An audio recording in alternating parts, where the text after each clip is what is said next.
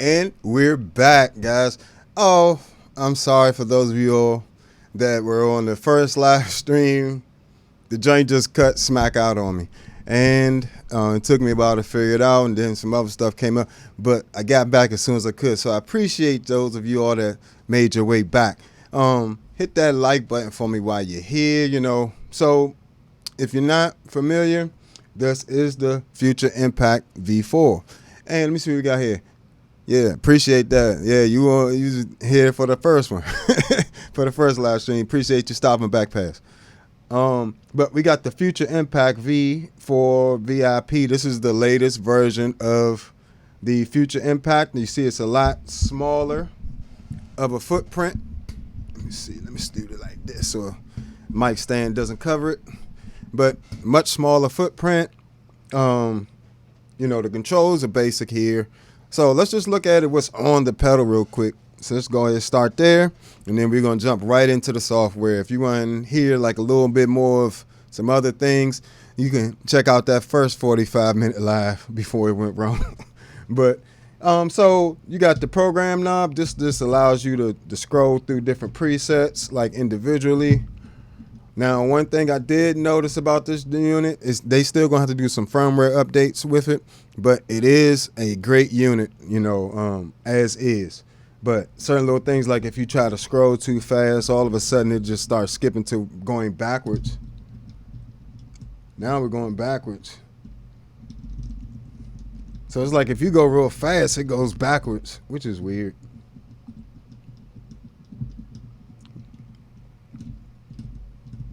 Okay, I can see why that would be useful. Is that like a double tap?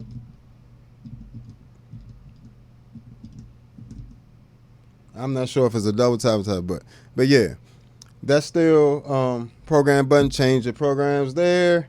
You can output level here, input level here. You need to set this input level so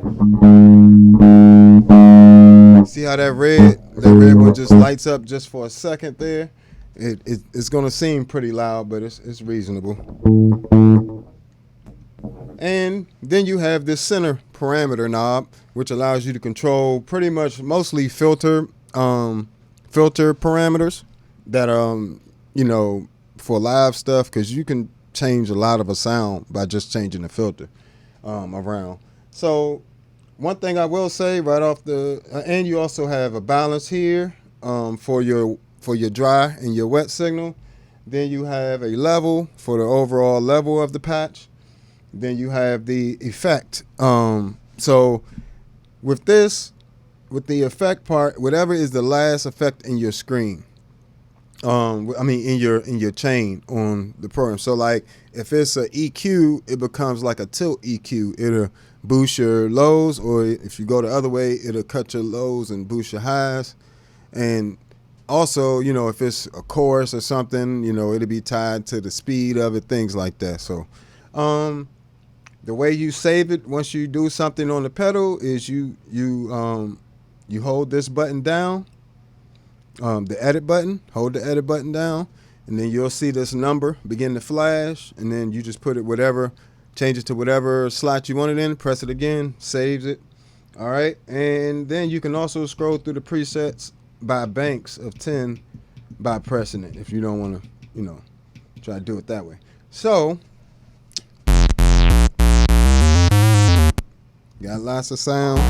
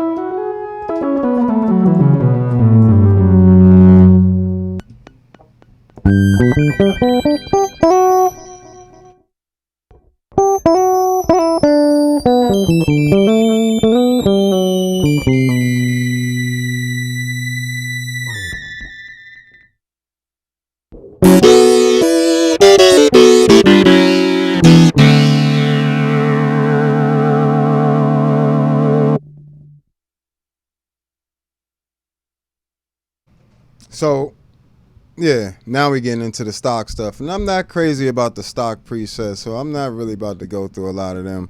To be honest with you, I'm just not crazy about them. That's why, like, almost all the beginning slots are already taken up with new sounds. So, but yeah, I like his stuff. I like that. I like that bass player stuff too. You know what I'm saying? Yeah, it'd be great for that. Use a lot of synth bass stuff. But let's see. We're gonna hit this this button here. And we're gonna start completely over with a sound, so we can start to go through some stuff. And if you aren't familiar, like I said, this unit, not only can you play it with a keyboard, you can also use your bass to play other synths, MIDI and control voltage input synths. That's just insane. But let's get started with the internal stuff here. So if you're not familiar, if you look at the program box up here, you have like the Future Impact logo and all this stuff here. Hopefully you guys can see my mouse moving around here. So this is where you can load presets. So if I wanted to load a preset, I can come here. These are the ones I created so far. So let's just pick one. Really doesn't matter. And it'll load it up.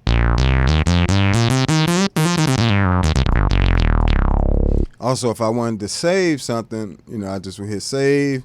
It'll come up. You got to put it in this format, which is the 05, like the number, pretty much two digit number, underscore bass, underscore whatever the name you want to put there. So cancel. And then you can, if you want to write that patch to your thing, you know, you want to save it under the number of the preset that you want it to go to. And then you'll just press write. It'll write it to there. If you wanted to write everything in a folder, or everything in that directory, it'll write all of them at once. And it's actually really quick at it, you know, surprisingly. Next to that, you got the tracking, which is the speed, priority, all that stuff. I prefer speed. The accuracy one adds way too much latency. But then you got these different color boxes: red, purple, what is that? Purple, blue, whatever. Green. These are all flexi control things that you can use to set the different parameters and control them with external MIDI and everything else. So now let's jump down to the box underneath the Future Impact logo. If you look at that program box with the numbers where we were saving things, right under there is the first oscillator. So let's do this. We're gonna just clean slate. If you want a clean slate, you just press this initial button. And let's start with a saw wave. Let's take this drive signal out. So just so you know, all these right under it, under the same thing, are all oscillators, right? And you can choose to shape each one however you would like. And the reason why this is useful is because you can, and it's different than the C4, because you can add more than one waveform on each oscillator and kind of have that create its own custom waveform. For instance, if I wanted a saw wave and a little bit of square and triangle, I also like to keep this transposition at -12. So whatever I'm playing is interpreting it octave down.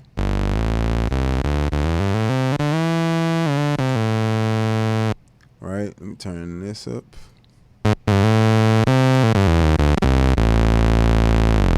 So that's your basic oscillator sound. Now, if I wanted to shape the square wave, right here it says pulse width. You can change that.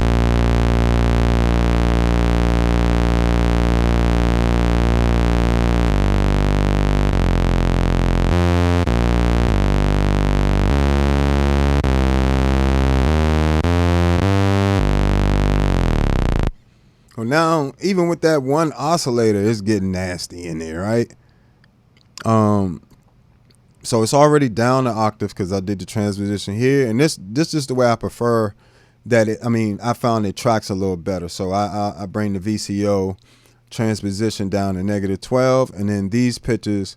Usually, this first one will be probably my main oscillator, just how I wanted to sound. Do some stuff with the Solve VCA right here. You can have it so it ducks.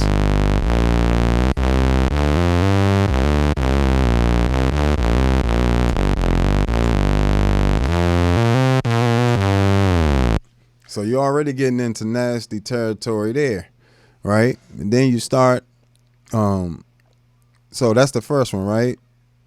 And the other thing, if you make these three waveforms, if you make those three numbers add up over 127, then you get into fold over distortion. So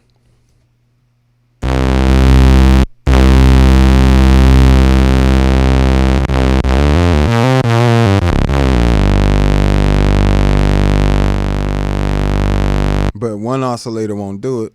You're going to have to add two. So if I come down here,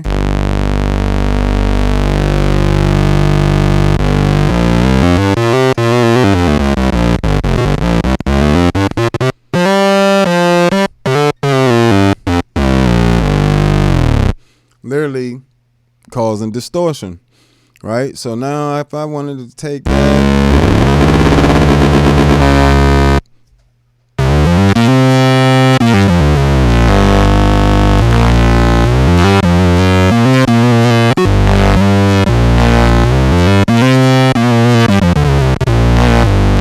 we still haven't even touched the filter or the VCA, the ADSR, which is just attack, delay, sustain, and reverb, right? So while we got those two, let's just go with those two for now. So I mean, you do the same thing with the next two as well, so you can have up to 4 different combinations of those things. And I'll even come down here and add a little sub octave.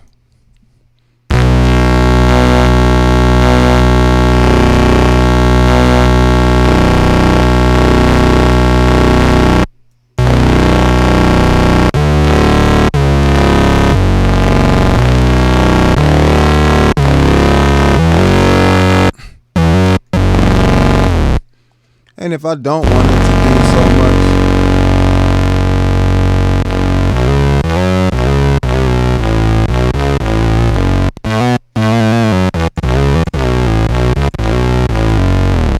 so let's come over here. So you got that whole, that takes care of that whole row there, right? So if you come back up to the top front row, you know, next to the oscillator, you'll have the VCO where we did the transposition. You know, say you wanted that sound to be transposed up.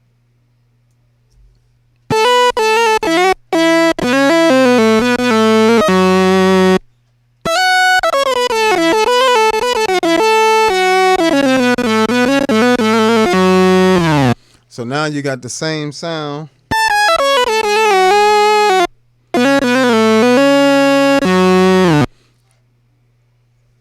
But, you know, take it back down. And you can actually do that up to, you actually got quite a few octaves on each voice. So even if you have this at -12, and you can still have one of these oscillators be up to 4 octaves above it. And I believe it's 2 below. So back up here, you got the VCO transposition, showed you what that does. VCF input, right? This is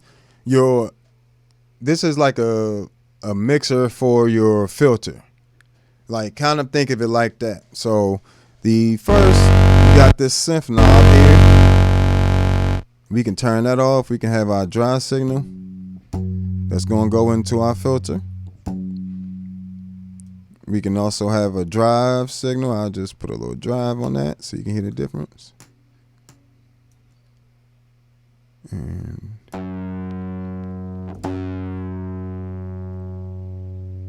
right, and that's also Robbie right here, right? So these are the different ones. This AR distortion, pretty much you would use this. This is this AR. So the distortion block, if you look underneath, like skip one row down, you'll see harmonizer, harm mixer, and distort.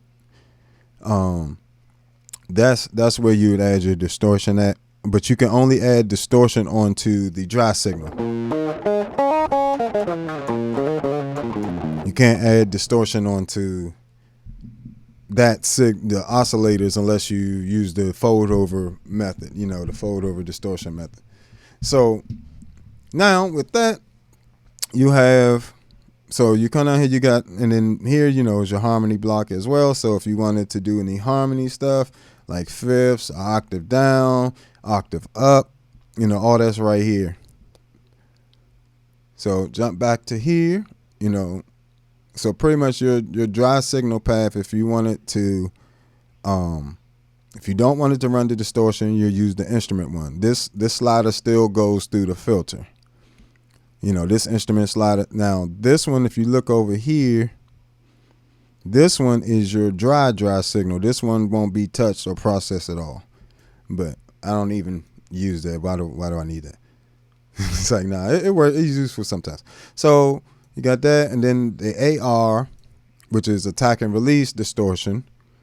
All this is the opposite of this, whatever envelope I set here. So say I have this envelope set right underneath it. Right underneath it is the VCA, and this is actually going to shape the sound of those oscillators, right? So this distortion, because it's running only the dry signal, it'll be the inverted version of this, which probably looks something like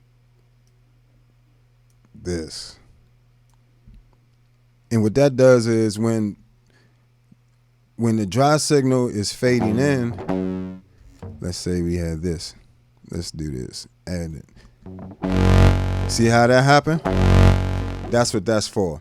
So it has literally the opposite attack, the opposite delay, the opposite sustain, and the opposite release.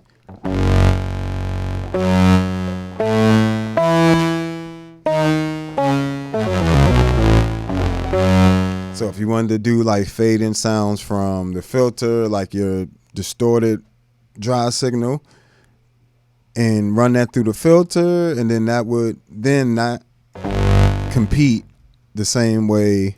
Say this one, this slider here is just straight up distortion. I mean, just straight up the.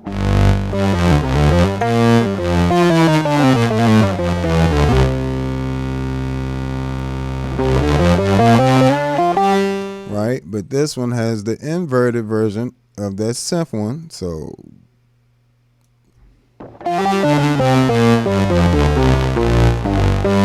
now they never even overlap. It's like one fade. It's almost like a crossfade type thing that happens. So if I was to do it like this, which is the opposite.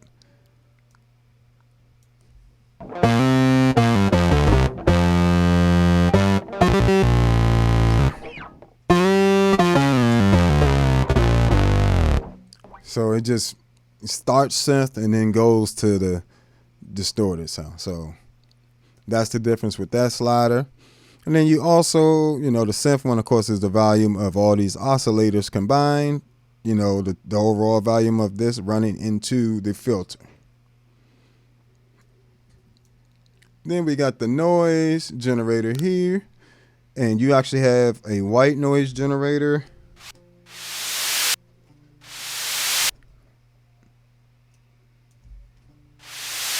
And which has its own envelope that's separate from the other one. So basically it's just its own sound.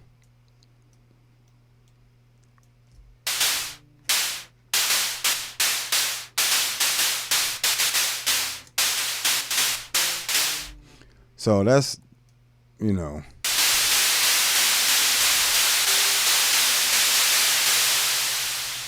that can be useful when you're doing pads and stuff. So, maybe you're doing something like this.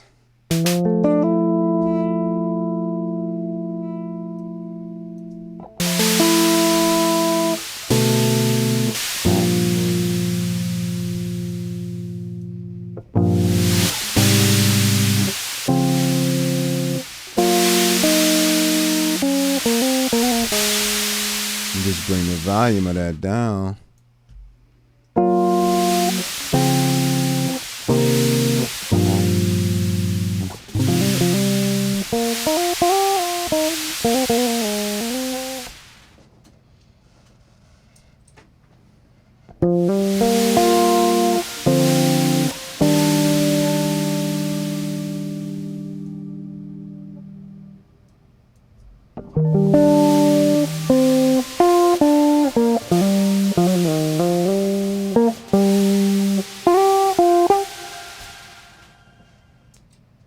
You know, so it's a nice little sound effect in there. All right, so that's the noise slider. All right, so let's go back to the synth sound. So now we're going to take the synth oscillator, take that noise out,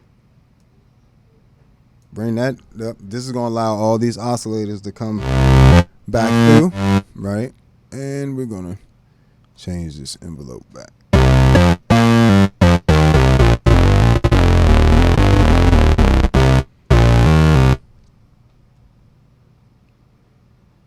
Yeah, it can definitely, and even like a snare vibe, like I was getting kind of a snare vibe when I turned the attack to very short and the decay to like immediately. You know, it kind of, for me, it kind of gives you like that snare sound. Well, we probably don't want that up that much, but.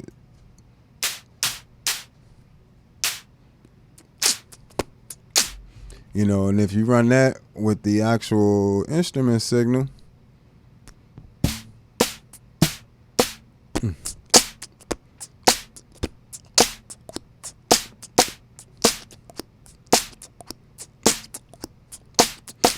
see what I'm saying?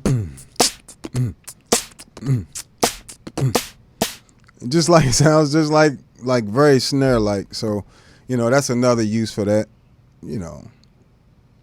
This is why it's important to be, you know, not so much trying to be critical of gear, but more so trying to see how it can be useful and how you can be creative with it as is. You know, it's not always about it being perfect. No, it doesn't track perfectly.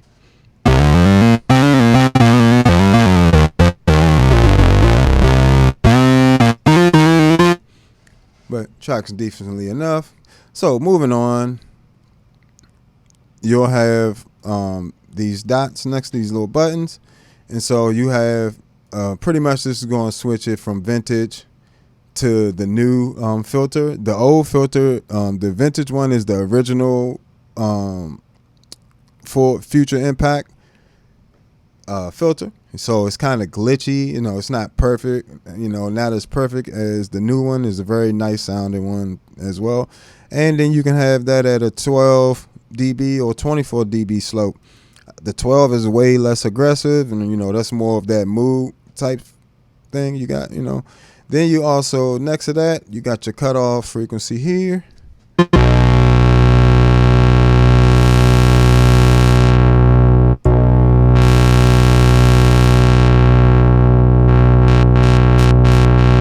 Right? So and you got your band. This is a second filter here. You don't have to use that. I don't use this that often, at least yet. You can control your resonance here.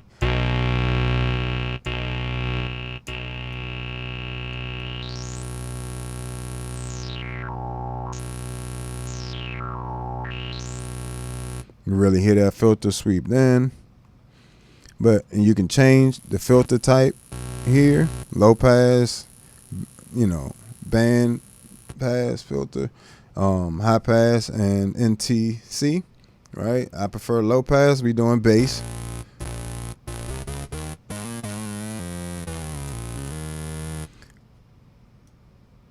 Yeah, I appreciate you. You know, feel free to ask questions too. You know, keep asking questions. I appreciate you chiming in, chatting. You know, feel free to ask questions too. You know. I'm going to try to make sure I answer y'all questions about this pedal, because I know there's literally nothing on this joint on the internet. Like, trust me, I'm scoured. There's nothing. It's like they trying to keep this joint a secret or something. So let's go with around 30.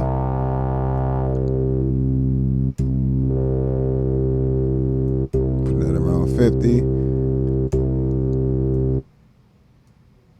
Now what I like to do,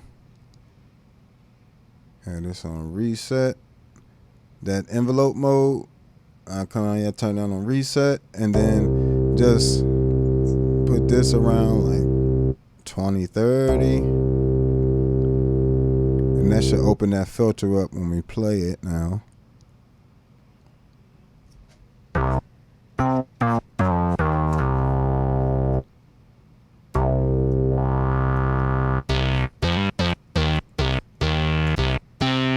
Now we're starting to get some of that more filtery sound in there.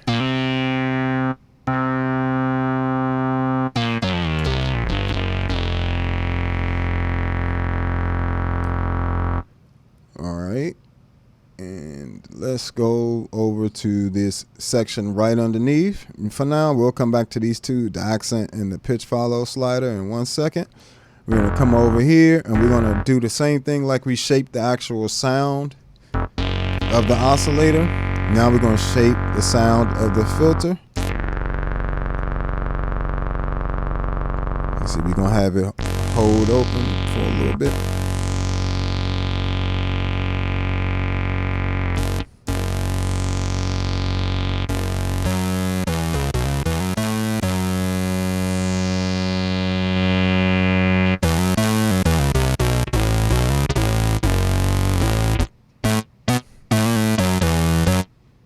And that same filter will be applied to the instrument, the dry instrument fader.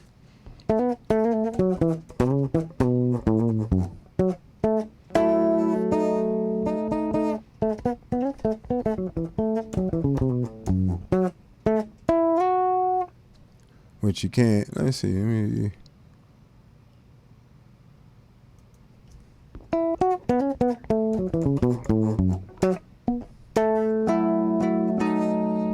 So now we can come here.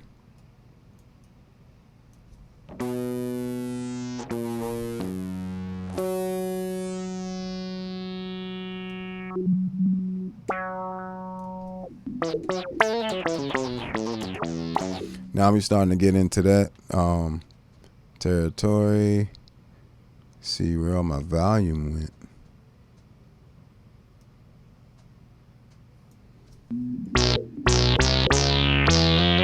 Another thing I like to do is to put an octaver on the harmony channel. So I'll come over here, take this slider. Let me just do this from here. Take this slider, bring it up, and I'll drop that to negative. So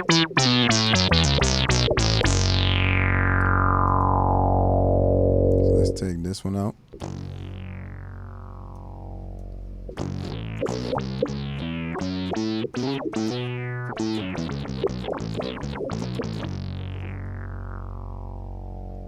So it's just a little octave below there.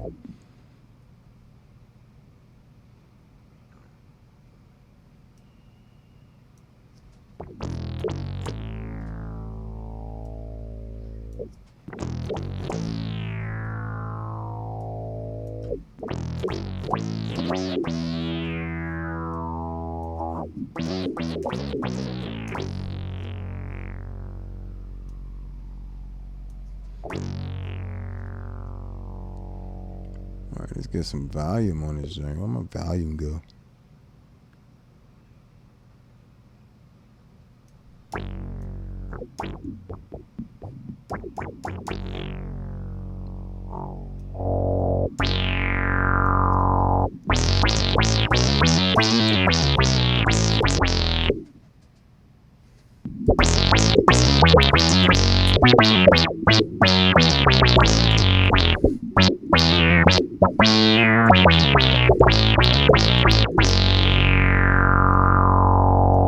Maybe we don't want it to open so far, right? So we bring this. Let's keep this here.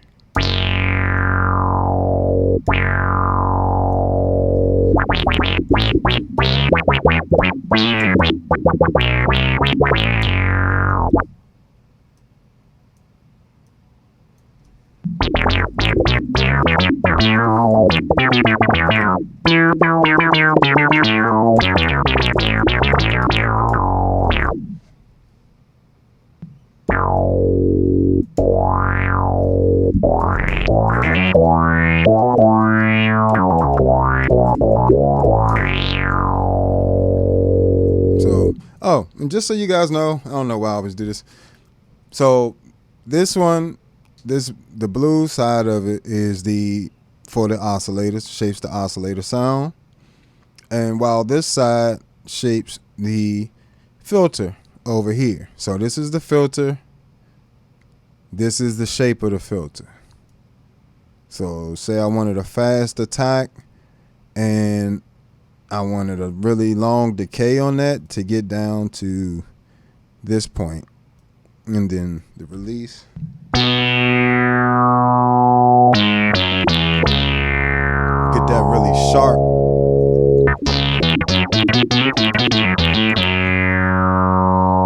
But you see the decay is really slow. But it gets to that, it's got a really sharp peak. Say I don't want a sharp peak on the filter. Say I don't want it to take so long to close up.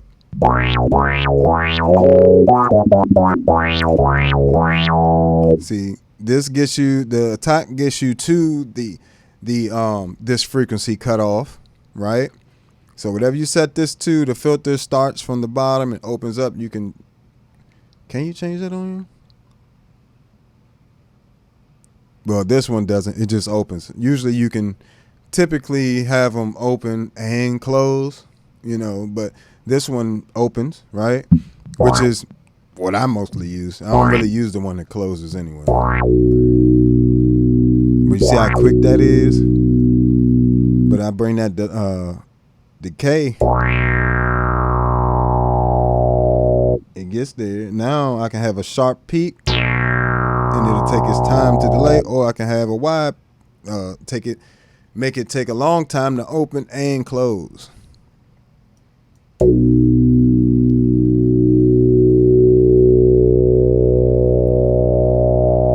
Still opening.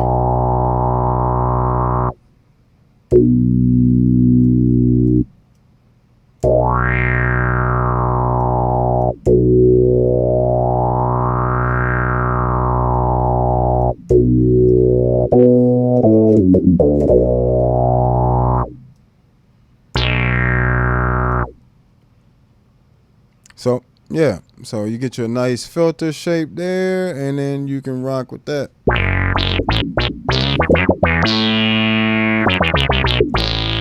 So pretty much, you know, that's how you do it. If you think of this like a waveform, this is how long it takes to get there, to open, how long it takes to close to where the sustain is. The sustain keeps it open, like while you're holding a note, and then it closes, how fast it closes. So say I wanted to close at the end of it really fast. Say I wanted to exaggerate that.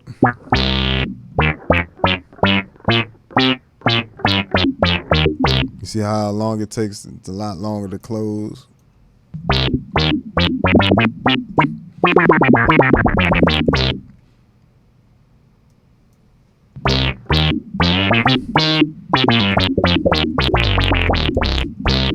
All right, so that's how you pretty much shape your filter.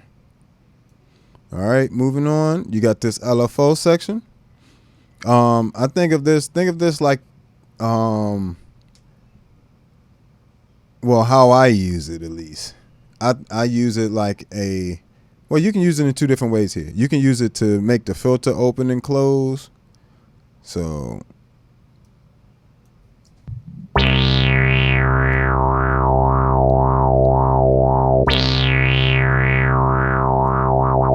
this controls the speed of it.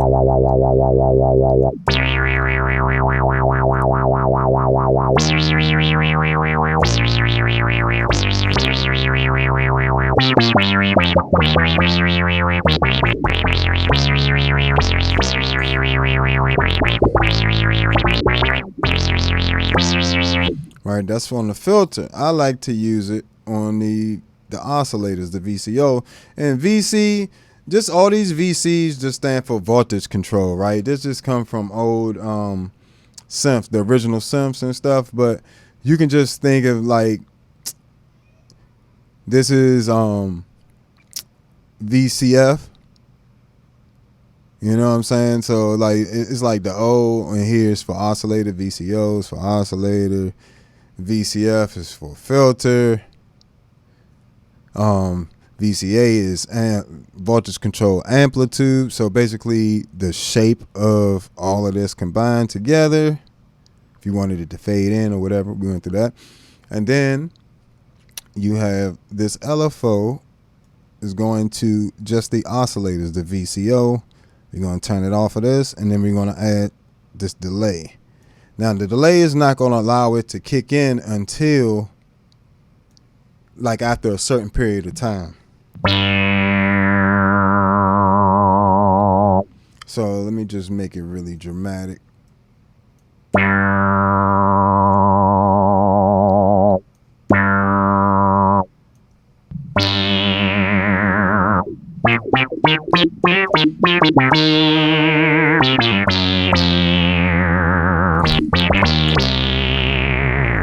So that's how you get that nice, almost like you're using a mod wheel, but it's automatic. It's a built-in certain amount of time.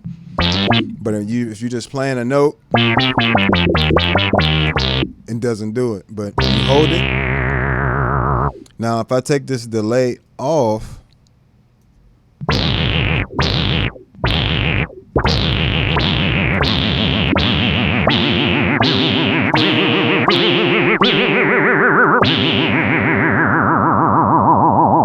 and that's because there's no delay to it. But I typically like to have that delay on there, and I like to turn it all the way up.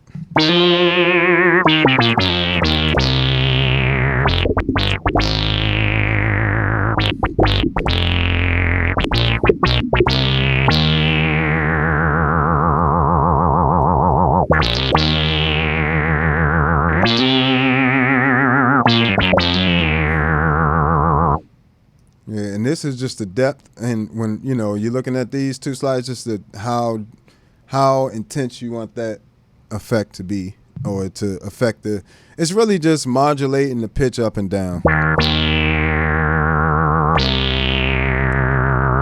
So you can have it more subtle.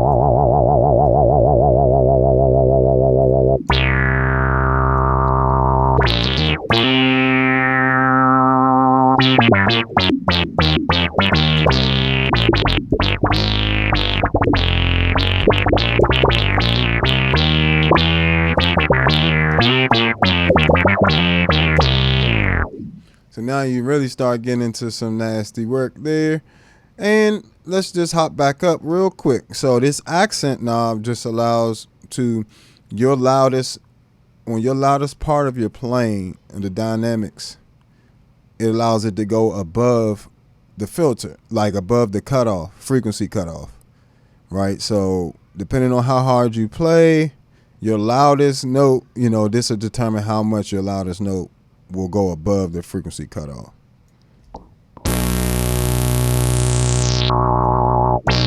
Right, get it off. Now, see, just the loudest note. This the loudest note.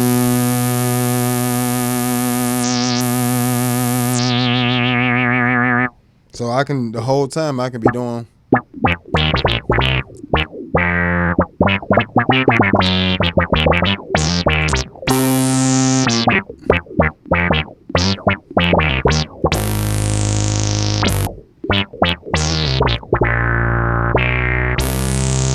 It just kind of gives you a little extra there. So now we got the pitch follow, where the filter will follow the pitch that you're playing.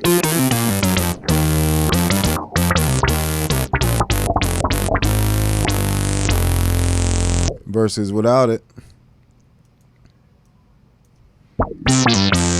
It stays constant. It's like when you go up, the filter goes up.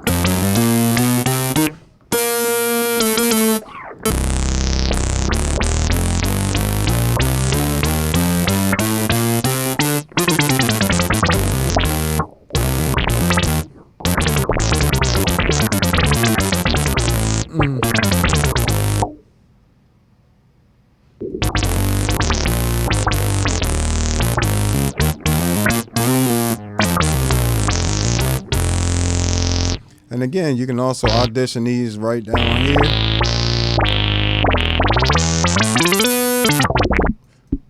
Which means you can literally be creating sounds and not even have the pedal with you, which is insane.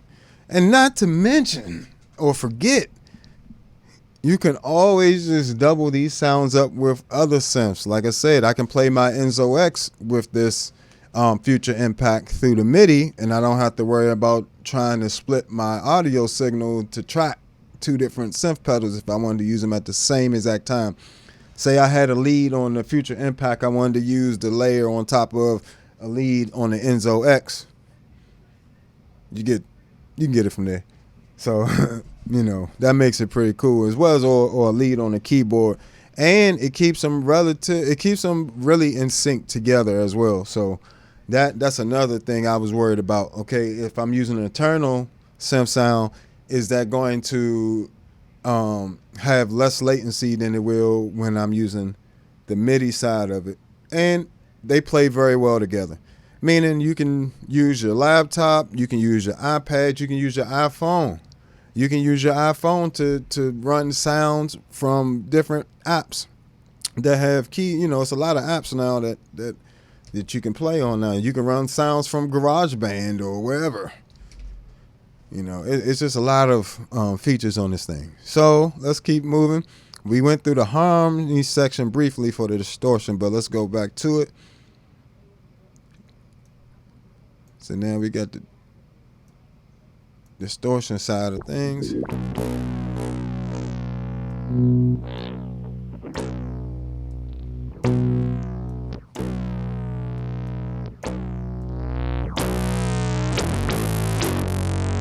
I got it set for an octave down. Let's see.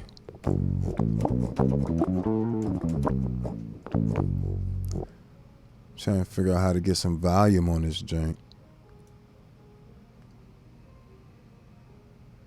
Hold on, guys. Give me 1 second. My kids is just blasting music.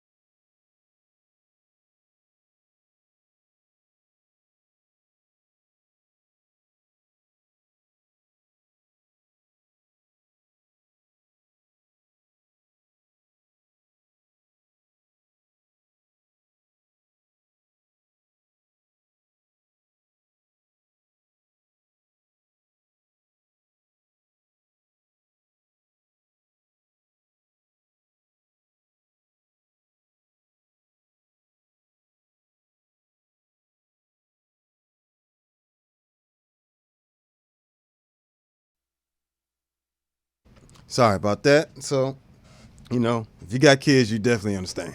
So, kids out there going crazy, having a whole party, just blast my speakers, huh? Daddy got all the speakers. We gonna turn them up. All right. So, where we leave off? Let me see. Let me pull this app back up. 1 second. All right, here we go. So, distortion section, you'll have three different voices you can use. One of them's already built in the octave up.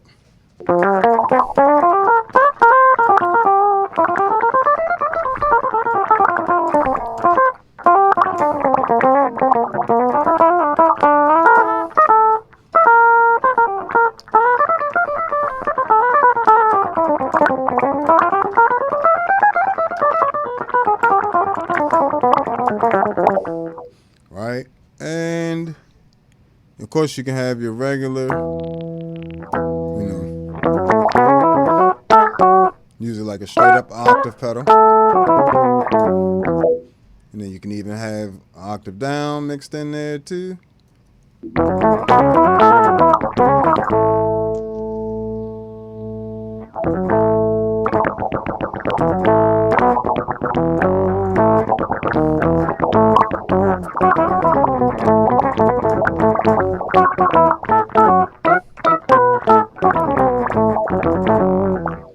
So that gives you options there too. You know, I like that 12 slope better.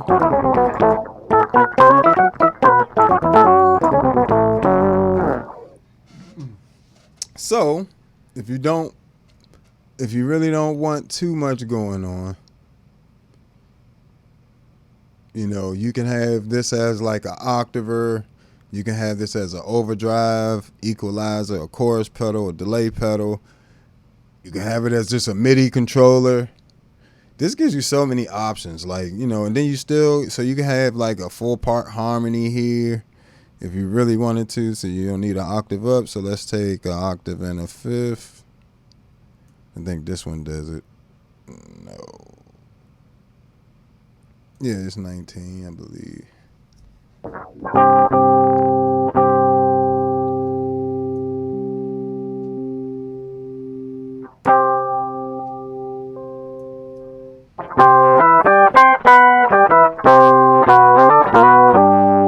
It's pretty much just let's see, fifth, octave, fifth, an octave and a fifth, and then 2 octaves up, and then minus a negative a fifth. I mean, it's really a fourth.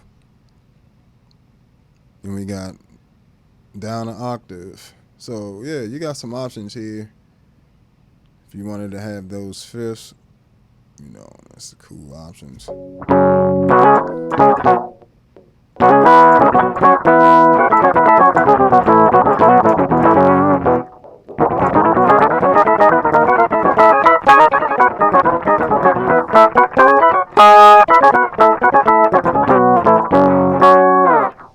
You know, you got a few different options, and then you can always just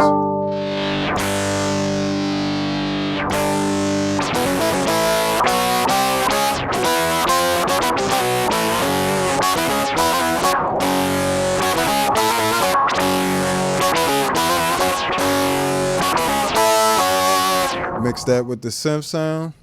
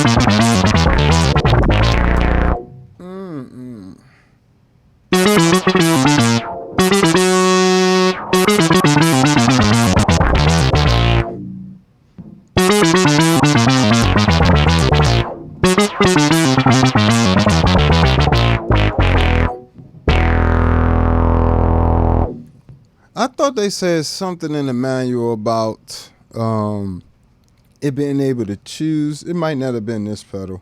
I read a lot of pedal manuals, so excuse me if I'm. But I thought I could have sworn you were supposed to be able to choose, you know, in terms of which note, if you do play two notes at the same time, what note it decides to choose. Me personally, I want it to play the whatever the most recent note is. Like, don't stop trying to. I don't know what it's doing sometimes. Like, especially.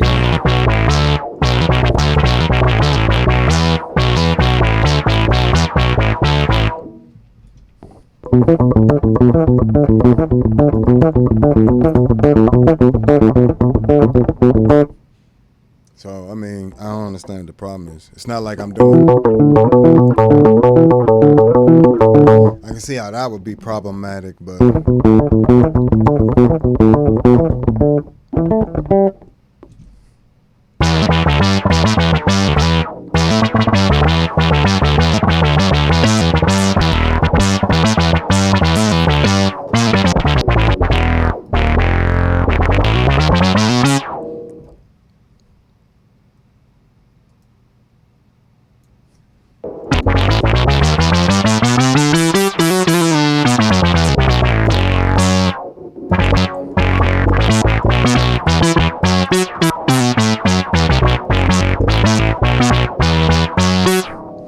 Let's make it resume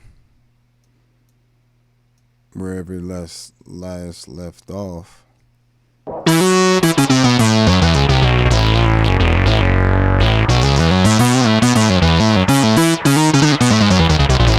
that track's way better.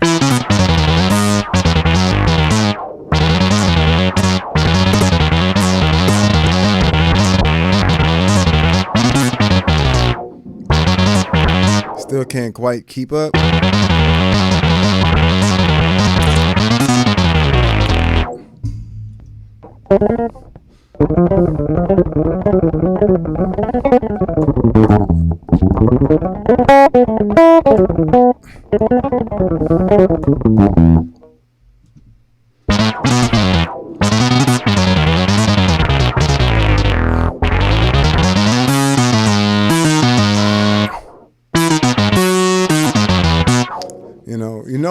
Even though it seems like the tracking is fixed all the time, it's really not always like certain settings. It's just gonna work better. That's why I'm trying to work with the attack of the sound of the actual oscillator to give it just a second to have a little, just an extra millisecond or two to track the note, I guess, without it being like adding latency per se. 1,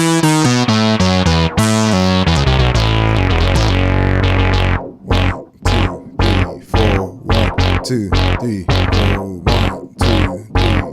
So it's not like it's late, even with that attack like that.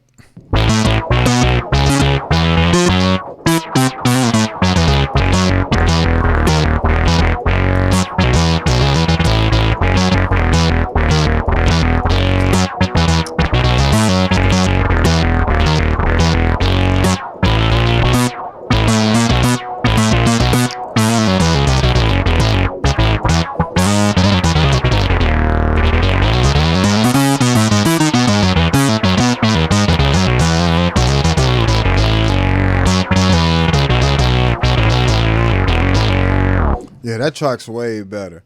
So what I suggest is the speed priority, doing the VCO transposition down -12, and then when you're using this envelope, if you're going to be playing faster stuff, the resume envelope mode works well.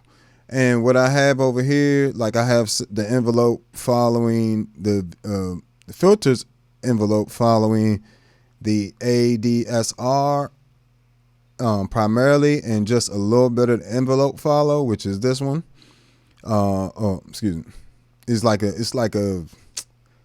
a dynamic filter type thing, and then I just go from there. Now, if I wanted to have that classic dynamic filter sound, I would have this envelope mode set to set to reset. So it'll reset every time I play a note. But, it's a little different for this. So I just have it picking up the filter where it is, and it seems to ease some of the tracking problems.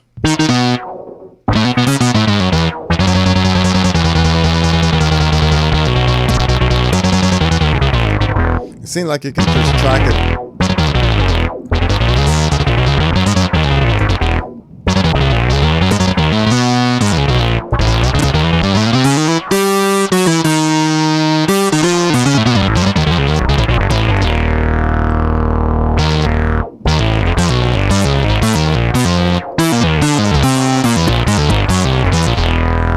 Yeah, it definitely tracks better with that setting in mind.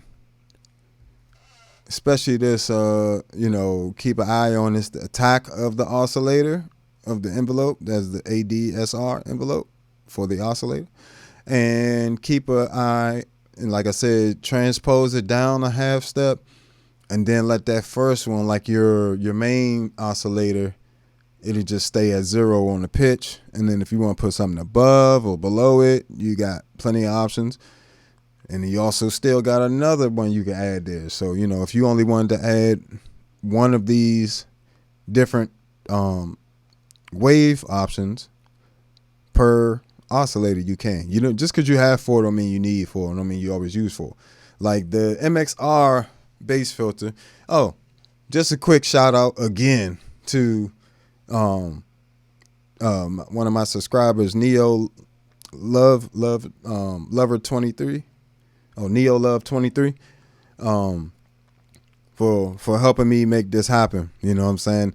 Unofficial sponsor of the video. You know what I'm saying? Like we sponsored by the community. I appreciate y'all a lot and all y'all support watching the videos, sending super chats, Cash App, joining the Patreon, all that good stuff. So I appreciate it.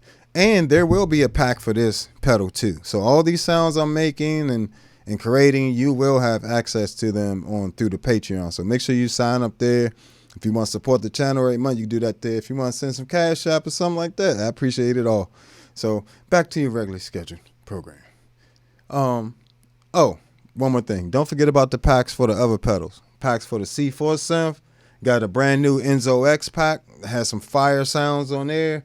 I got 11 different preamp packs available for the ToneX pedals and software, along with my own personal preset pack on there, which has 11 different preamps in one pack. Then got the Zoom packs as well. MS-70CDR Plus, love that pedal. Amazing sounds on there. As well as the MS-60B Plus, great all around utility pedal for bassists. And the Zoom B6 is big brother. I have a preset pack for that there. All right, back to it. We almost through it, ain't we?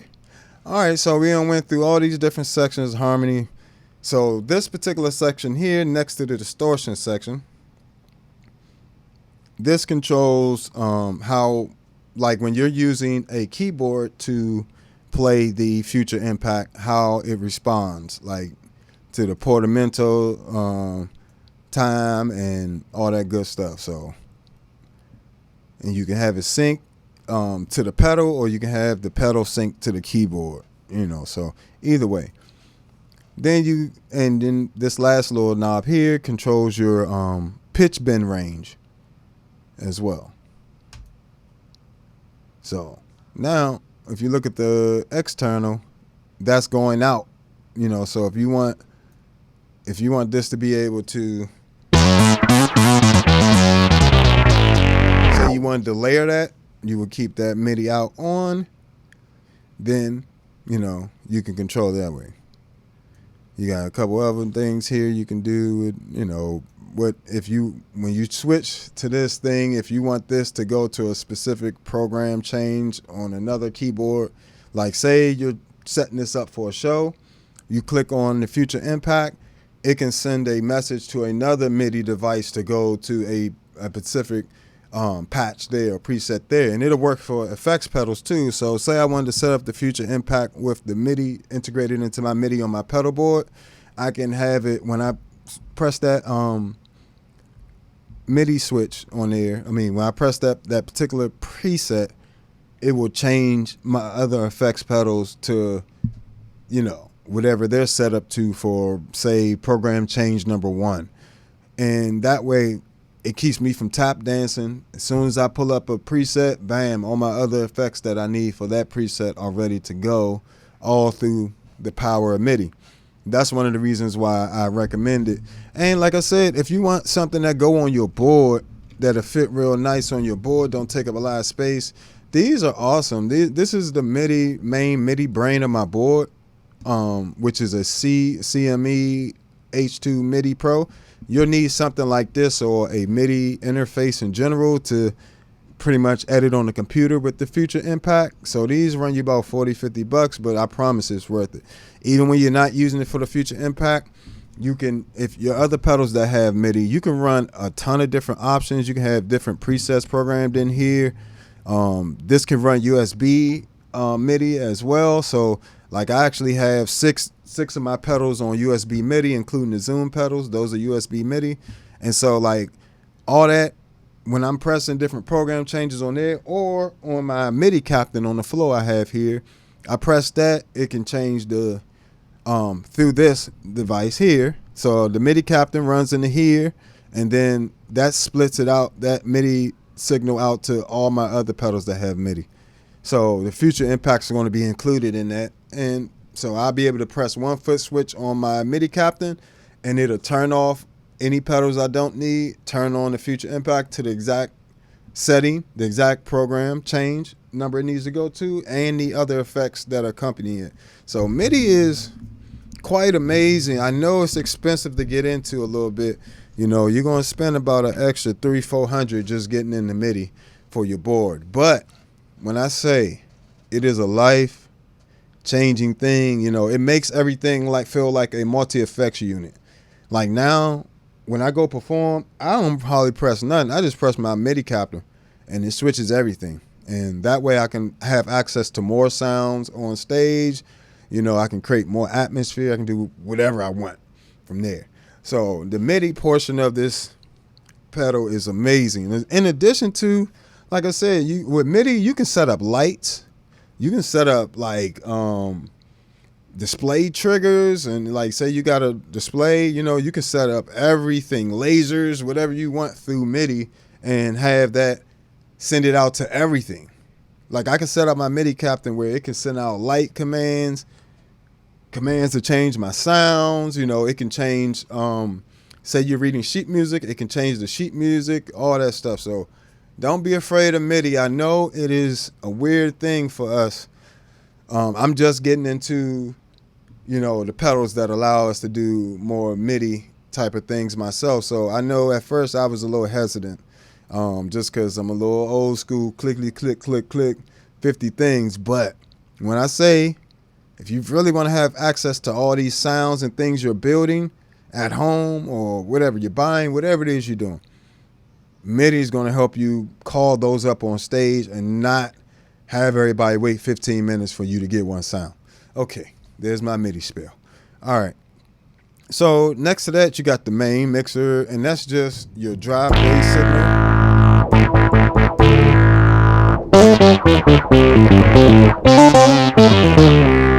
Right?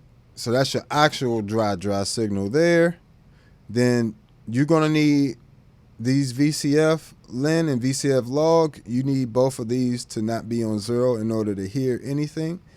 But, you know, typically they'll come about halfway, about 64 each, so that's fine. But it's not doubling up the volume or nothing like this. Log one's for something else. So now we come down to the effects. So all these are run after the filter. Unfortunately, I would have loved to see this overdrive run before the filter, or an option to have it run before the filter. That would be great, but you know how that go. It is what it is. Well, I guess you can. I mean, I'm talking about on the, and I do mean on the actual oscillators. Like I can put this overdrive on the oscillator, but it's going to be after the filter. I prefer my overdrive to go before the filters, in case Panda Audio happen to watch something like this. You know. And I did tell them I was doing a review of this pedal. I waited till after they shipped it, though. I ain't crazy. But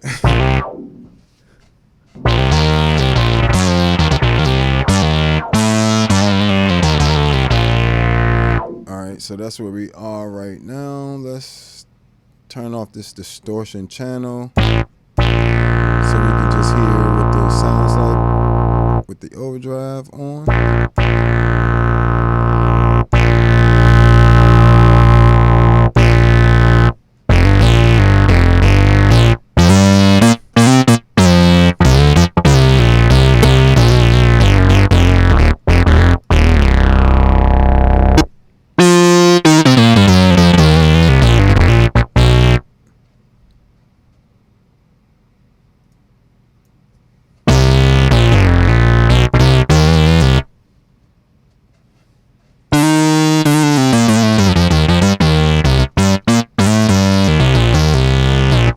So it's a nice little overdrive, nice one. You can just add a little bit if you want to.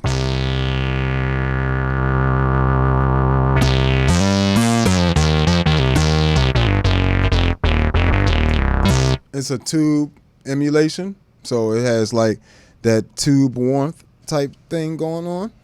So, you know, those are your options with that. You can actually switch these EQ and overdrive around if you would like. But typically something, I put the EQ on here. Usually on the VCF, which is just pretty much saying after the filter. You know, if you think of it like a pedal board, it's like these oscillators is the first little sound, is like your bass sound. And then your bass sound can be transposed up or down into an octaver.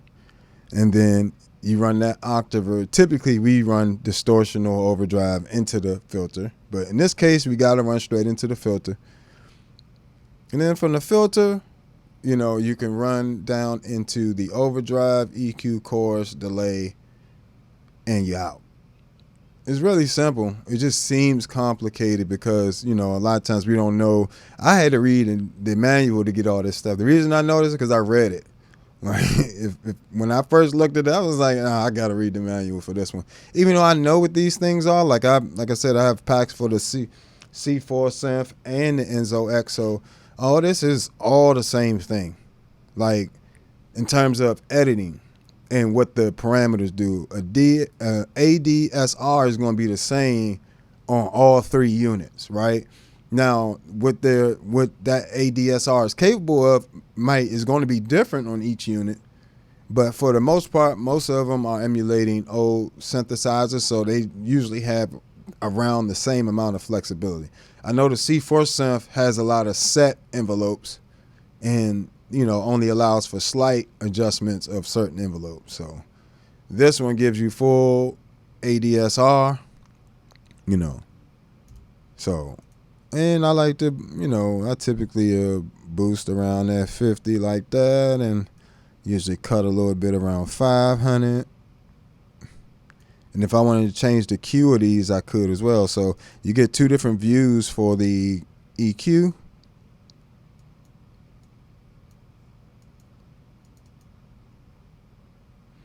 So I can have this view as well, which is more of like a graphic view. I mean, a parametric, like, you know, it's like a mixer. It's more of a graphic view. So if I wanted to get rid of that top end and use this like a low pass filter itself,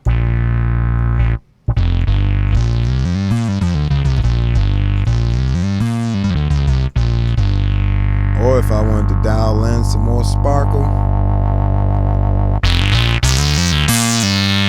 just have it really cut, you know.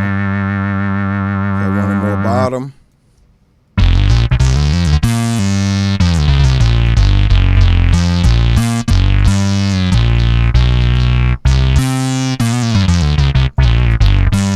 so it just depends on what you want. Bring that down a little bit. And we run that into a nice little chorus situation here. Turn the chorus on. And we'll put that on You can run it on just the instrument. You know, you can have a patch for that where you just use it by itself. I'm not really into that. So this is like a mix.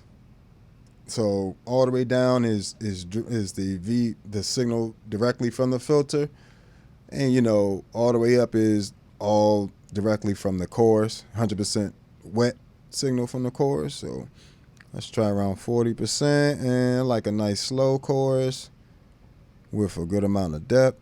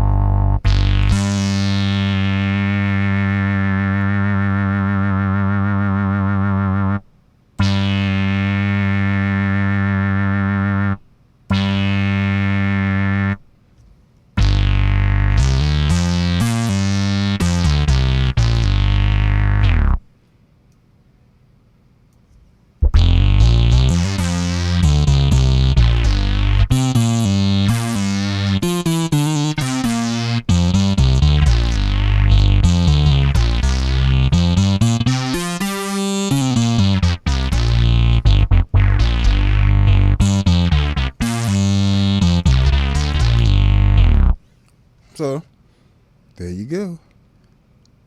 If you wanted to do like a detune type sound,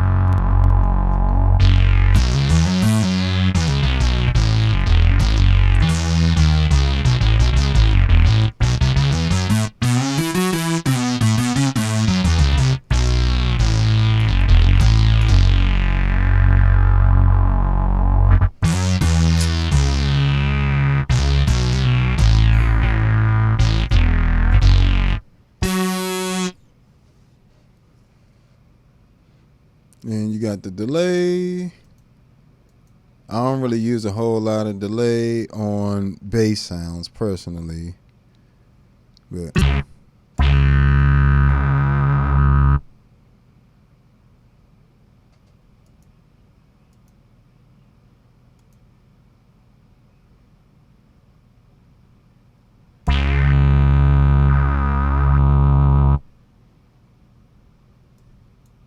and you got stereo delay on here, by the way, in case you didn't know.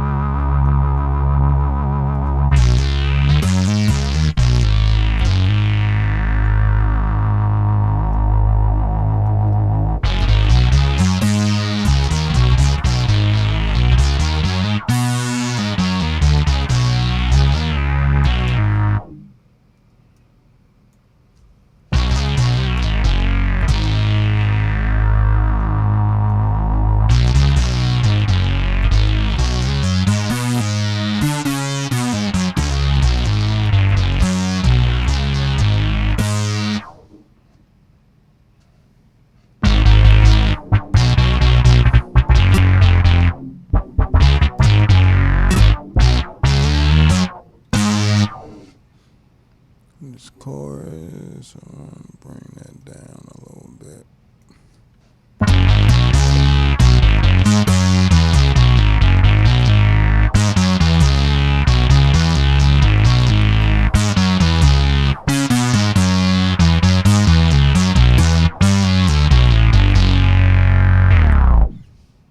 So after you do all of that, come back up here, hit save. Hopefully, I don't know if you guys can see this save part, but you pick a directory, you know, name it whatever, Future Impact, V4, VIP, whatever. You got to choose a number, so I think 12 was fine. 12 _ bass underscore, let's call this Negus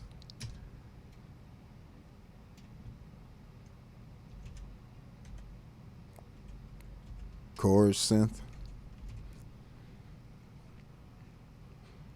I'm gonna say that as number 12. So bam, you see it'll pop up here. Now I'll hit right one, right. I'm gonna take that. Now it's on the pedal as number 12.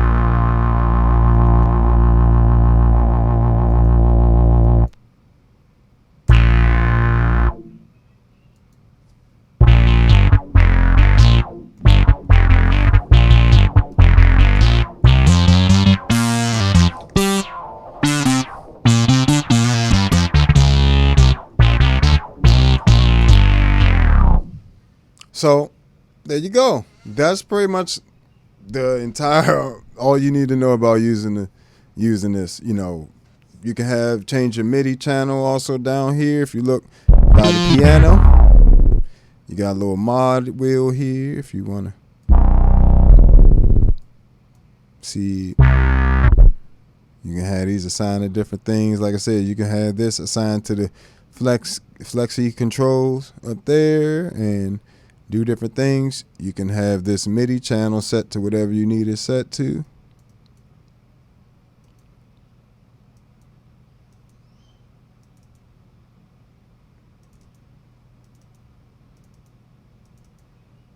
Yep. Now we're on channel 1. Let me see something. Oh, you just, okay. So I want it on channel 10. So now I'm on channel 10 with this for MIDI. And so when I want to use a keyboard or I want to use this to control a keyboard sound or main stage, you know, I use main stage as well. That I can now, you know, anything on channel 10 is the only things that are on channel 10, MIDI signals coming through channel 10 will affect this pedal. So channels, all the other 15 channels, is 16 altogether. None of that information is gonna get to the future impact. So I have the Hog 2, the C4 Synth, the Enzo X, you know, the MS-70 CDR Plus, the HX1 are all on different MIDI channels. All that, you know, that way when I'm sending out CC commands, you know, control changes, basically parameter changes to different pedals, it doesn't change parameters on here. So that is something else. If you aren't into MIDI, that's something to make sure that you keep in mind, that you need to set each MIDI device to its own separate channel, you know, or else it's going to be sending signals to and changing things you don't want it to change. So, all right. So, you know, you can take something like that. Let me see. Let me demonstrate this one more time. This is so cool. I wish I had my keyboard over there ready to go. I would just throw that on.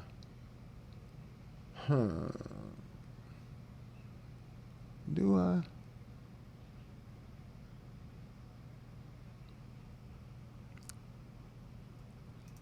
So once again, show you real quick how you can just now, not only can you spend time doing that, you can come over to your favorite, you know, software or whatever the case, and it'll actually record your MIDI too.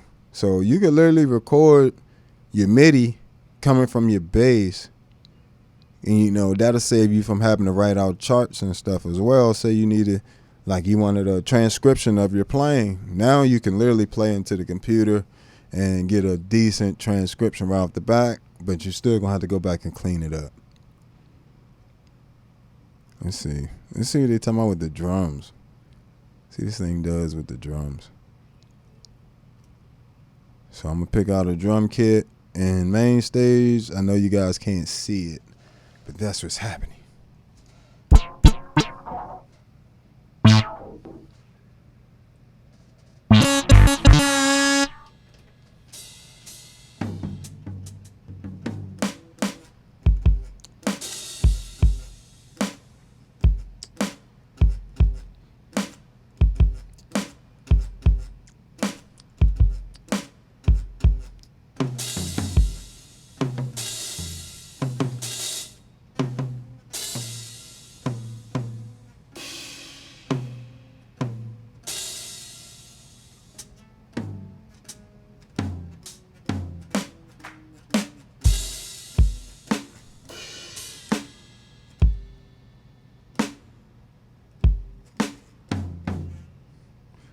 This kit weird. Why this kit set up like that?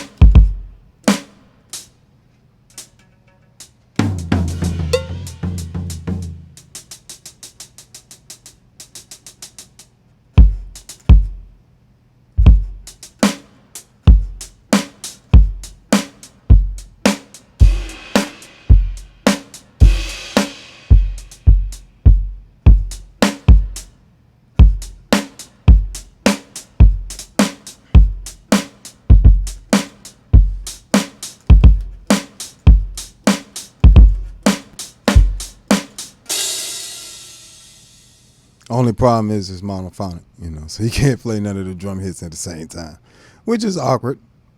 I'm not gonna lie, it's kind of awkward, but as you can see, it does work, you know, with various sounds.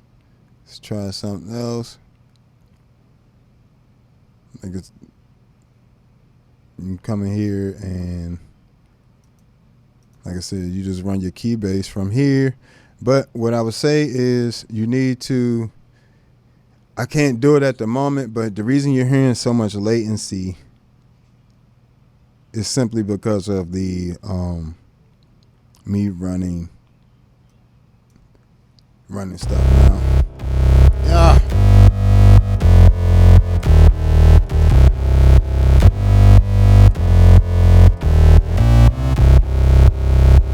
Yeah, that's main stage. That's all main stage right there.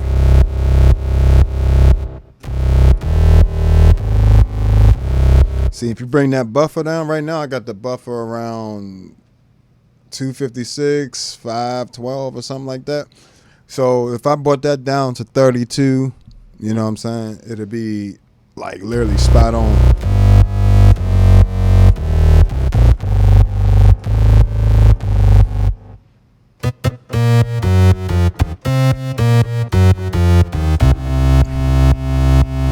Still got this one.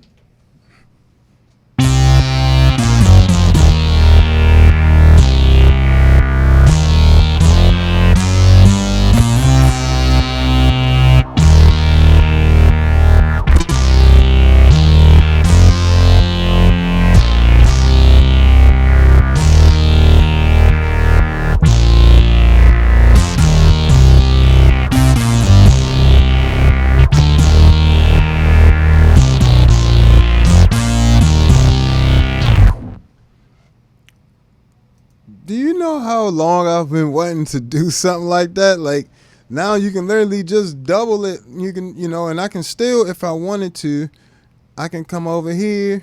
I can bring up my dry signal if I wanted to.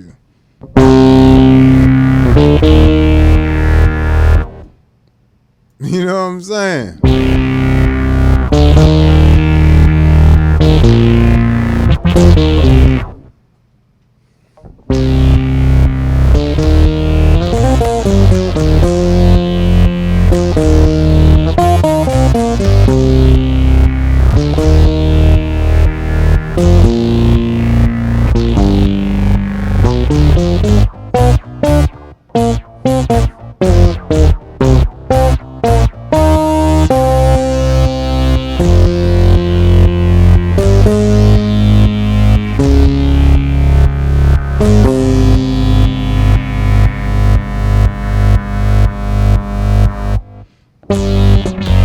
Just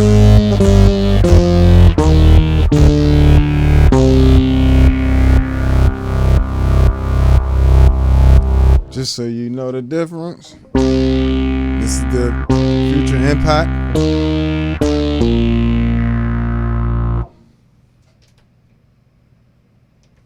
Main stage.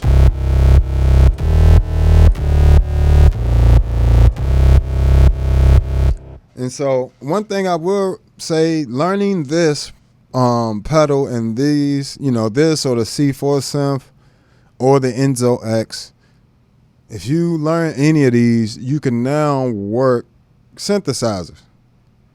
You know what I'm saying? So that is one of the benefits. It is a learning curve, but it's no bigger learning curve than every synth player, every auxiliary player that designs sounds or sound designer has had to learn. So I know everybody's not into that, but that's why I'm here, and I create packs. And all you gotta do is buy the pedal, throw the presets on there. But at the same time, if you do, I still would encourage you to do some sound design on your own. Like, just figure out what you like, at least, like what sounds you like, what the waveforms might be. Some people prefer square waves to triangle waves or saw waves. So, and depending on how you what filter is available to you, all these things matter. By the way, you can turn this filter off when if you have right here, you want to turn the filter off, you just change this VCF type to off. But yeah, there's so many possibilities now. You can you running, everybody looking at that MXR pedal, and it does look good. I'm sure, I'm gonna check it out. The same person that helped make this video happen has already stepped up to make the other video of the MXR bass synth happen. So if you want to join them, and helping the MXR bass synth fund, so I could do a unbiased review for you guys, because one thing it does do when y'all help me, send me super chats and stuff, I keep that money and I use it towards pedals, and that way I have, can create packs and things for y'all. Typically, I was considering not doing the MXR one because I cannot create a pack for you guys for it. So it's like, but if I get it, I'll create a bunch of settings and I'll, make sure I give you accurate description of the settings in the video. So that's something else you guys can look forward to in the next couple weeks. But as far as this goes, very simple to use. Once you know what you're doing, like I said, if you don't look at all this together, like don't look at it like that. Look at it like it's just this first row. This first row runs into so this first box in the second row, not the first row. Once you underneath the program box, and once you get into the oscillator box with pitch, saw, VS, all this. This VCO transpose pretty much feeds into these. This feeds into these inputs. This mixer right here. This is where you can choose to use your dry signal and have it processed, or use the distortion block into the filters and everything else. So we already went through what this section does. Into the filter. Now, the oscillator shape is done right here. So this and this go hand in hand in terms of the sound of the original waveform and what dynamics and how it's performing dynamic wise. Then the same thing with the filter over here, but this controls when and how it opens and closes. You come over here, you control your cutoffs, your resonance, and all that good stuff. You can't see the editor on the screen. What? Has it been like this the whole time, guys? Y'all could have said something. Anybody said nothing? Oh, I'm so sorry, guys. Ain't nobody say nothing. Thank you for saying something. I appreciate you. Y'all just hanging out, just looking at nothing. I hope I don't have to do this video again. Y'all, somebody tell me if this been, how long this been like that. This just been like that since I came back from that little break there. Because if so, that's a lot of information I'm going to have to do over. Oh, please tell me that ain't been like that too long. I think it has. Well, the verbal information is there. I'll have to do this video again, unfortunately, which I don't mind doing, you know, but okay.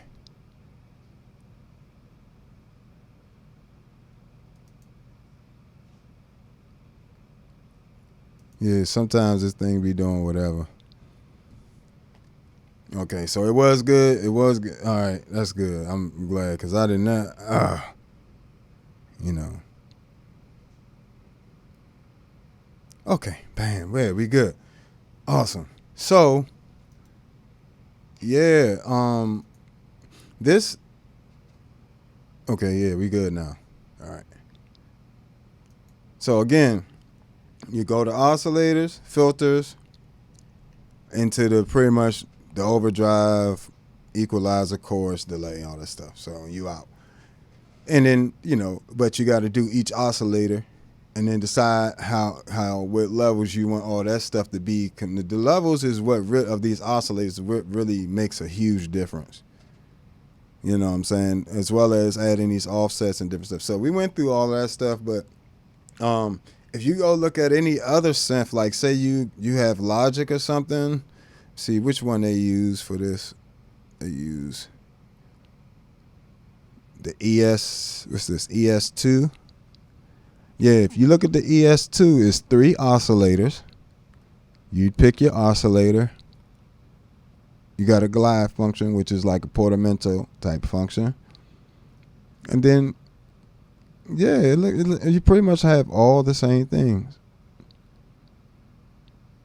Yep, filter, distortion, filter cutoff, all that stuff. Yeah, all that stuff is, it's just regular synth controls that, you know, you can take those same principles that we just went through and apply it to various synths or softwares or, you know, different things. So, you know, this is a great pedal. Now, I will say it does not track perfectly. You know, that's one of the reasons why I'm curious about the MXR bass synth pedal. I want to see how it really tracks. Everybody's stuff track well on their little commercialized video. I want to hear it and feel the difference because you gotta, you need to feel the latency. It's hard for us to mentally feel milliseconds, but you can feel it when you go play and you're not hearing the sound like you do when you play your normal bass. You know, like it's just like immediately, you know, almost. So these do have a very small amount of latency, nothing that's going to keep you from using it. So it's a usable amount of latency. I say it might have a little, like a couple milliseconds more than the C4 synth and the Enzo X, you know. So, but this one has way more waveform options. So like you're gonna get way more custom bass synth sounds, I feel like, in terms of oscillators, not in terms of filters. Like the C4 synth has way more filters, way more distortion types, and it also has the ability to harmonize like in a particular key. This doesn't have that. Like the C4 has a full harmonizer, full LFO controls, you know, full sequencer, all that good stuff in there. But this one has that ability to just add any keyboard sound you want. Like that kind of is amazing. Like that means you can layer sounds, or you can just control keyboards, and you know, you don't even have to play keyboard. You know, I know a lot of bass players don't play keyboard, you know, or feel like you have better bass playing skills than you do keyboard skills. You know,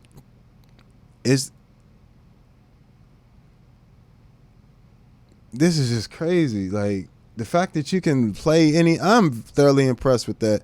I don't. What's the guy's name? Andrea something. I can't remember the guy that did it, but he's good job, bro. Good job. I appreciate this unit. I will say, here's some things that maybe we can work on. That tracking, if you can get it just a little bit cleaner, like I know that's easier said than done. And this is like me coaching from the sidelines, but if you can get that latency down just a little bit in the next couple firmware updates, or if you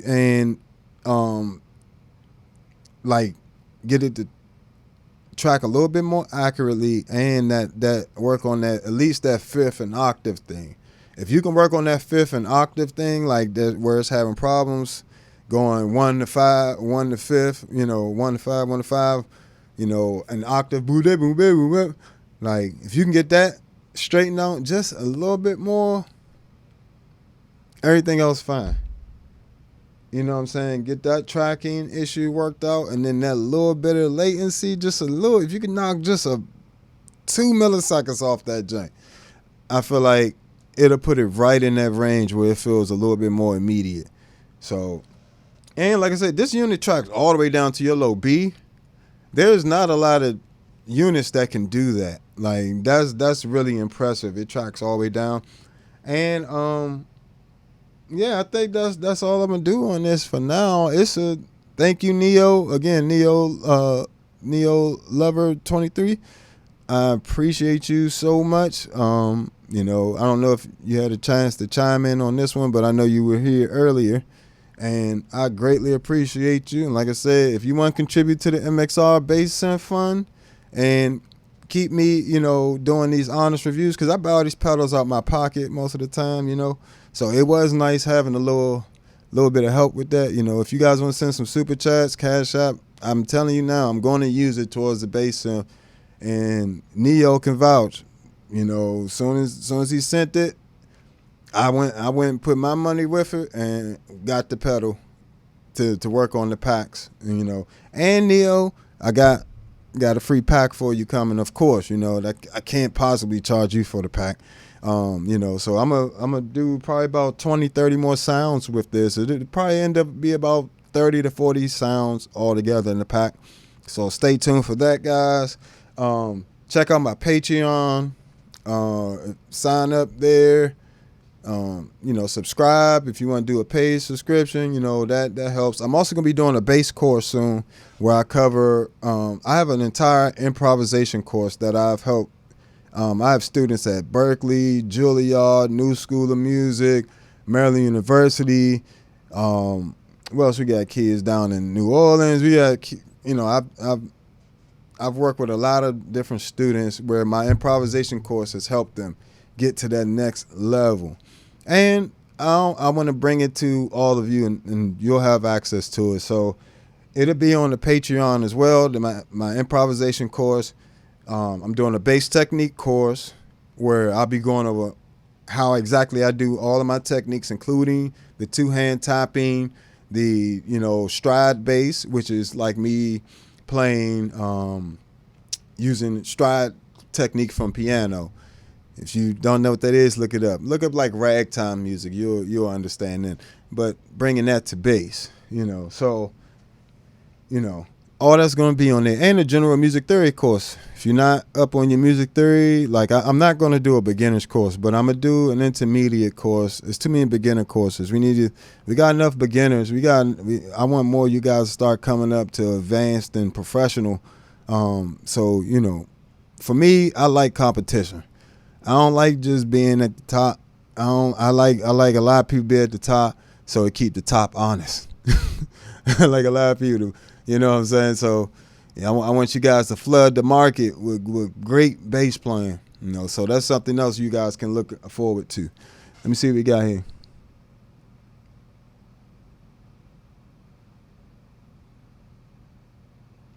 Yeah, the C4 synth does have. The polyphony on there is a joke. like I'm not gonna lie to you. Like I don't use no polyphonic sounds on the C4 synth. It does not track well at all. If you want a polyphonic synthesizers, get an Enzo X. That's gonna be a really good polyphonic, bass synth and just synth in general. The thing I like about the Enzo X is you're gonna have a lot of different features. I love the reverb in there. I love the oscillators and just the overall sound of the unit. And you still get your nice mono bass synth. So like I'll do just real quick. Here is the like C4 synth versus I'm gonna do that real quick. C4, I'm gonna do. Let me see. How can I do this? All right. Let me move this camera real quick. All right. I want to do a shootout, little quick shootout. I'm gonna do a whole video with this, especially when that MXR joint come in.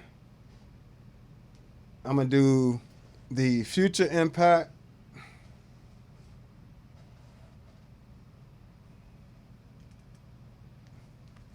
The Future Impact. Let me see what we got here.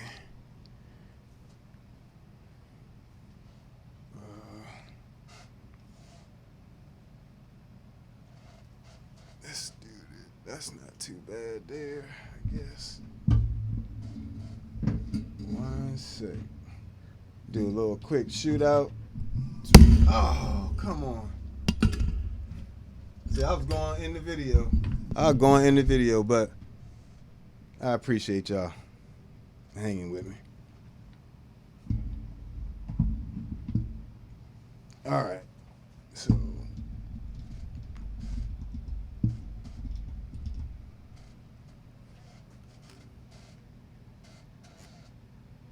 All right, where we at?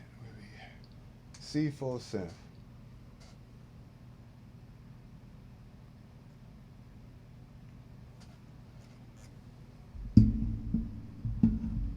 What's going on?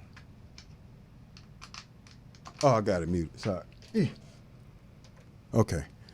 So, here we go. Future Impact. We just gonna do a few sounds. We ain't doing the big comparison today. We just gonna do a quick little something. So let's start with the C4 synth. I'm gonna start with just the sounds I have already. We'll do 6 sounds each. How about that? Real quick.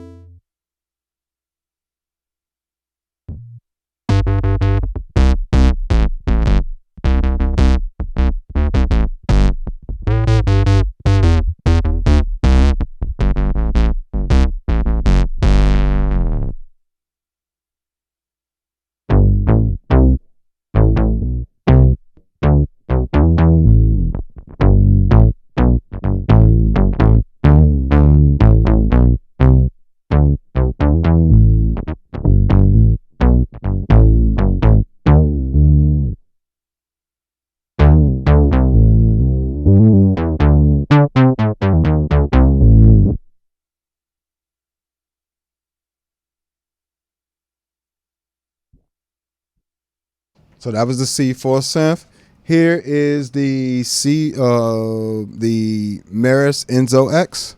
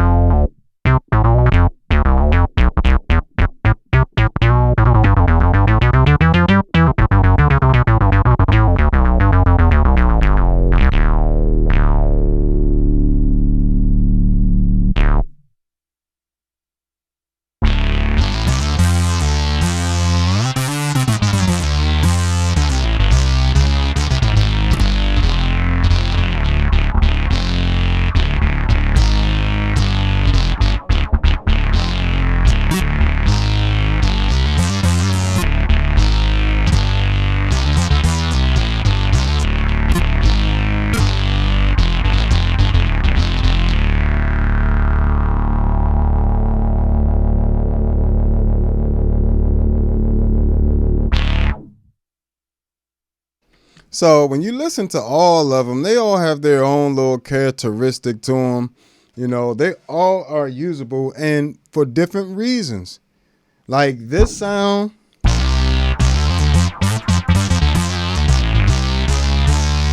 cannot be produced by the other two. You know, but there are sounds that all three of them can do almost identical. You know, but I don't expect, you know, it to be able to do.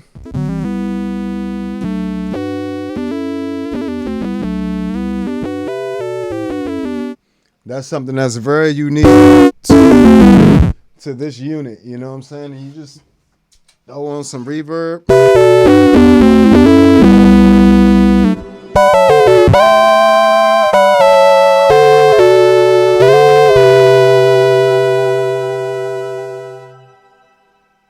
And then you got your whole little amazing like synth sound. Like these other two units aren't going to be able to get that sound.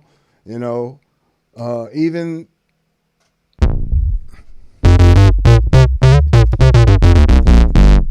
that's one of them sounds that I can't even, I'm not even going to say that. It's just all of these sounds actually are kind of unique to the units. Like they just got different oscillators.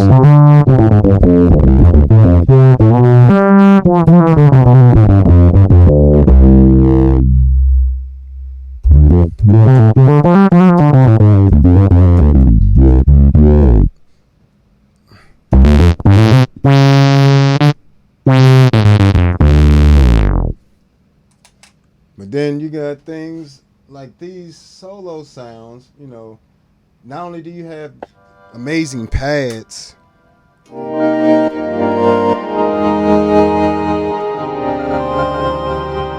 polyphony, play chords, all that good stuff. You come over to the solo section.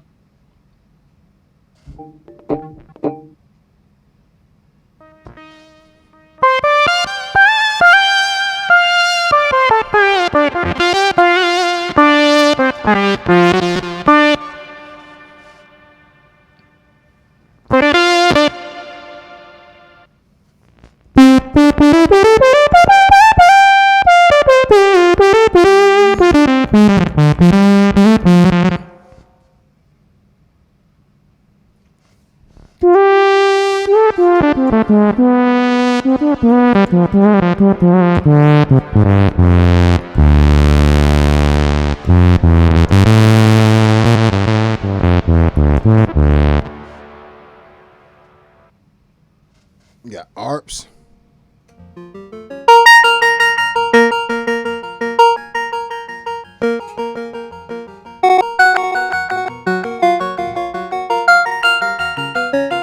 So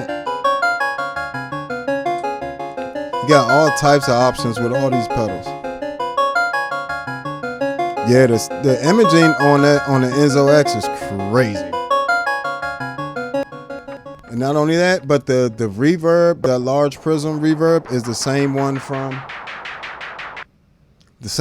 from their Mercury X pedal. And you also get fantastic filters in there, 3 of them that are very nice. I like the overdrive in there as well. The oscillators are super flexible and they sound really good. So then you got, you know, the octave side of it, and that sounds great. Now, you don't get to do all of what you can do with the Future Impact with it. Like in terms of, you can add with the Future Impact. If you've been watching for a while, earlier in the video, I had 3 different octave voices going. Like my original signal, I had an octave, fifth above, an octave above, and a fifth octave plus a fifth above. So, and then on top of that, I had 3 oscillators going, and all of that running into the filters, then that running into the overdrive, EQ, and chorus. So when you're looking at all of that, like that's a lot. You know what I'm saying? The C4 synth sound, same thing. 4 different voices that can run into a ton of different distortions, a ton of different filters, and then you got all types of modifiers like the LFOs, the sequencer, the harmonizer, you know, and the EQ section. So I would say definitely all of these are worth checking out. Like I can't say, excuse me. I can't say that just because I have these, I don't even need the MXR bass synth. I have to check it out and hear it and see what it does. See if it overlaps too much with these, then no, I don't need it. You know, especially because it's more of a. I love what they did.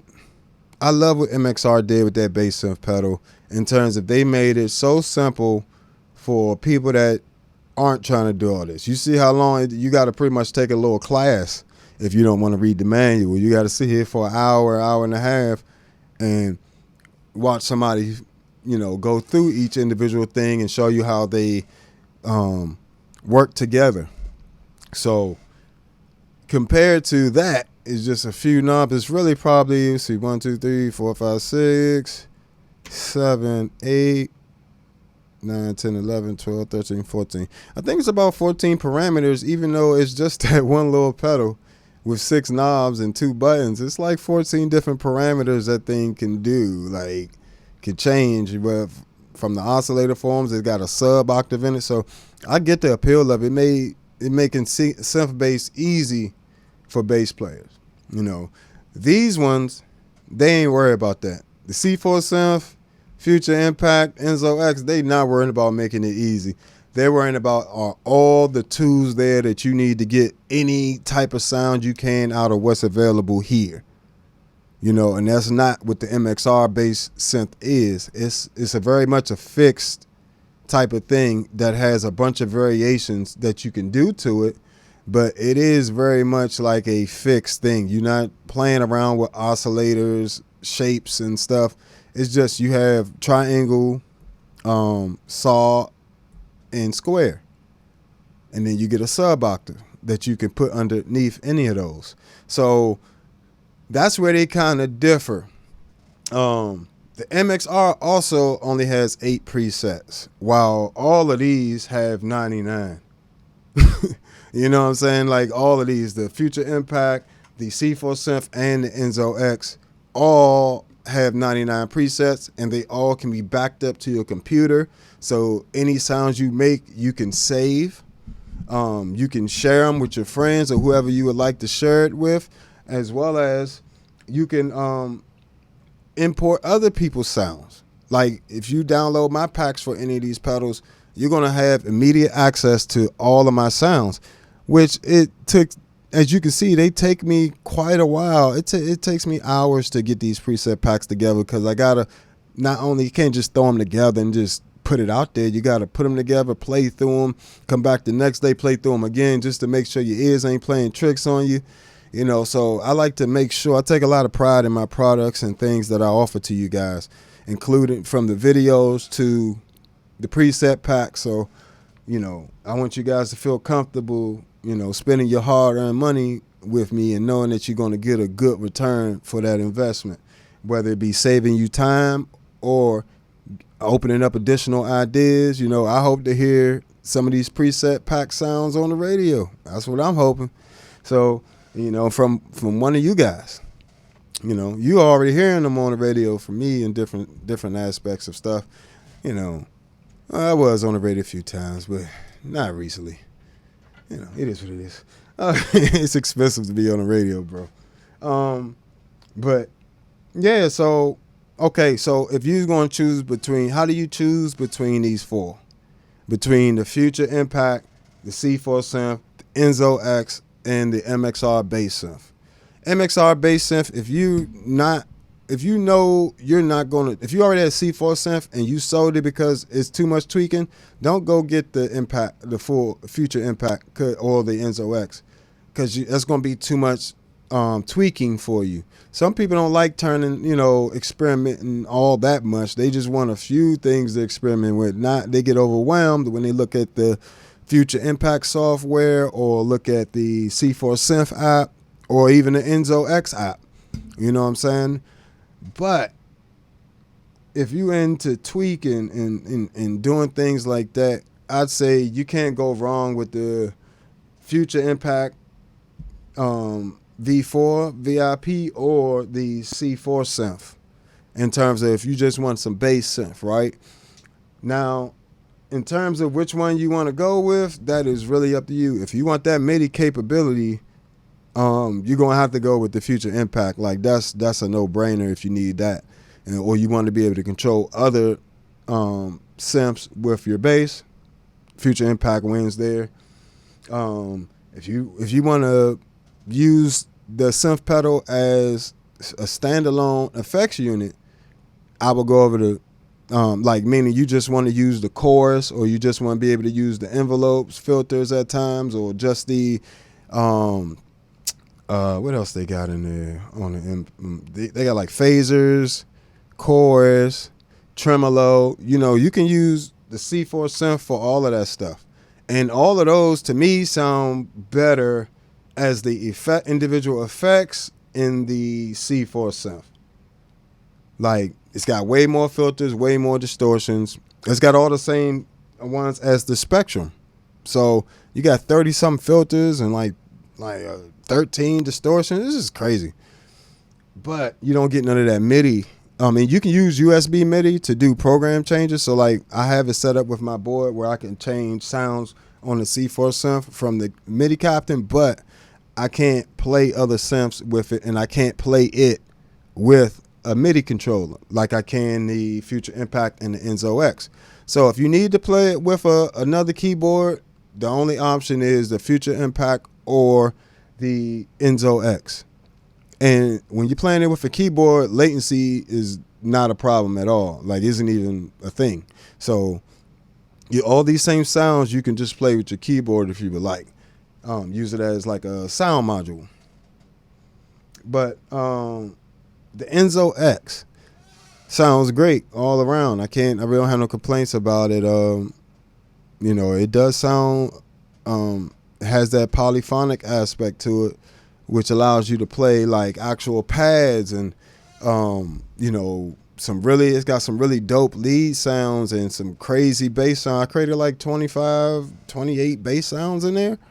And all of them, they smack. You know what I'm saying?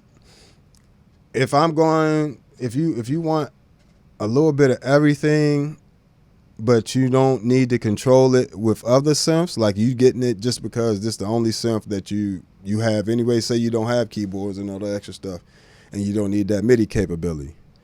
You know, the Enzo X is an option. And to me, the Enzo X has the highest sound quality. Like in terms of the reverbs and the imaging, Enzo X has its highest sound quality.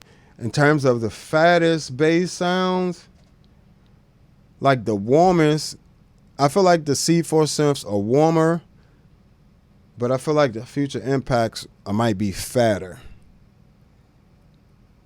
So, whatever that means to you, you know. I like the clarity of the Future Impact. I mean, you can get a ton of clarity with the C4 synth as well, but I just feel like there's a little bit more clarity in the Future Impact.